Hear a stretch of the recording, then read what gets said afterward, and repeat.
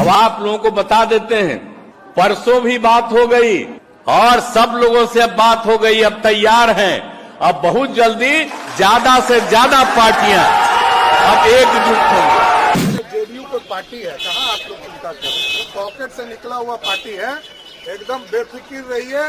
नीतीश कुमार जी बुजुर्ग हो गए, पार्टी का कोई अस्तित्व अगले 2-4 महीने में नहीं रहेगा। बिहार में एक बार फिर से देश का पीएम कैसा हो, नीतीश कुमार जैसा हो का नारा बुलंद हो गया। मुख्यमंत्री नीतीश कुमार की पार्टी जनता दल यू के कार्यकर्ताओं ने एक बार फिर से प्रधानमंत्री की कुर्सी का दावेदार मुख्यमंत्री नीतीश कुमार को बता दिया।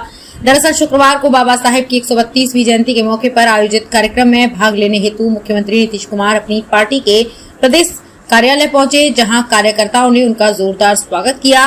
गुलाब के फूलों की बरसात की गई। साथ ही देश का पीएम कैसा हो, नीतीश कुमार जैसा हो का नारा भी लगाया गया। इतना ही नहीं, कार्यक्रम के मंच से मुख्यमंत्री व उनकी पार्टी के प्रदेश अध्यक्ष ने